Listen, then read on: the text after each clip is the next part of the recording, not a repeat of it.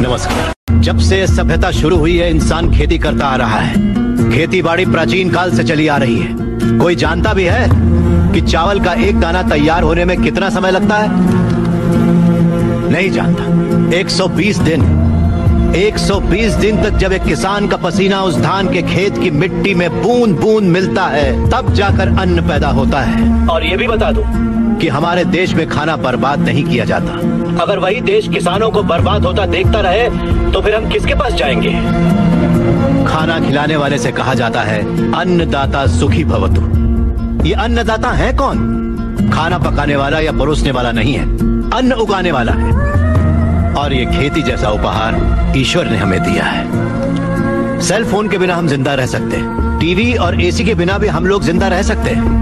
जो टीवी और एसी बनाते हैं वो करोड़ोंपति हैं, लेकिन अन्न उगाने वाला वो गरीब किसान इतनी कड़ी मेहनत और धूप में पसीना बहाने के बाद दिन ब दिन गरीब होता जा रहा है। फैक्ट्रीज लगाना गलत नहीं है, बिल्कुल सही है, लेकिन खेतों को बर्बाद करके फैक्ट्रीज लगाना गलत है। इस देश में कितनी ही बंजर जमीनें हैं, कितनी ही पथरीले जमीनें हैं। क्यों? क्योंकि वहाँ पर पानी नहीं है, इसीलिए खेती करने में इतनी परेशानी उठानी पड़ती है। जरा सोचकर जवाब दीजिए कि किसान पानी लेने कहाँ जाएगा? इस देश में पिछले 10 साल में 1,71,105 से ज्यादा किसान आत्महत्या कर चुके हैं। उसमें से 25,000 से ज्यादा किसान तो इसी इलाके में रहते थे। हर आधे घंटे में एक किसान आत्महत्या कर रहा है, ये जानते हैं क्या आप? लेकिन सच्चाई यही है, जहाँ मौत इतनी सस्ती है वो देश कभी आगे नहीं बढ़ेगा सर। तकरीबन 10 लाख से ज्यादा किसान अपना पेट पालने के लिए गांव छोड़कर शहर में मजदूरी करने आ जाता है। जो हमारे देश की रीढ़ की हड्डी है वो बिल्डिंगों में चौकीदारी करता है। जो किसान हमारा भगवान है, अन्नदाता कहलाता है, वही मंदिरों के सामने भीख मांगता फिर रहा है। वादों पर मत जाइए, जमीन पर आ जाइए। एक कॉर्पोरेट में काम करने वाला हजारों करोड़ का उधार लेकर विदेश भाग गया और वहाँ बैठकर विदेशी शराब पी रहा है। सिर्फ 5 या 10 हजार उधार लेने वाला किसान जहर पीकर अपनी जमीन पर जान दे रहा है।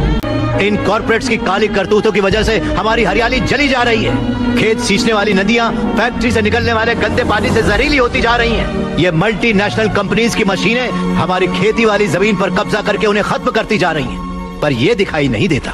इन फैक्ट्रीज की बात कर रहे हैं आप, सारे हेल्दी फूड्स में मिलावट करके ये उसे बर्बाद करते जा रहे हैं। अंडे को शैम्पू में, गाजर को क्रीम में, सोया को साबुन में।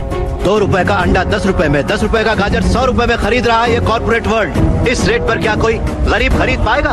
फिर भी ये पैसा किसान या गरीब तक कभी नहीं पहुंच पाता, क्योंकि बिचौलिए ले जाते हैं। ये बिचौलिया धीरे धीरे और अमीर होता जाता है।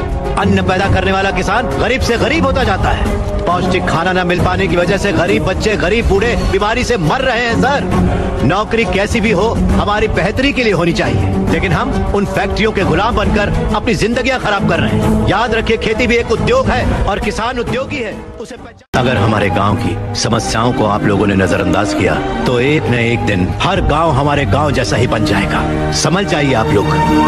अगर ये मीडिया कोशिश करे तो ये दुनिया हिला के रखते हैं। वो ताकत है आप में। लोगों के दर्द को आपको बताने के लिए आपको परेशान किया, उसके लिए माफी चाहिए।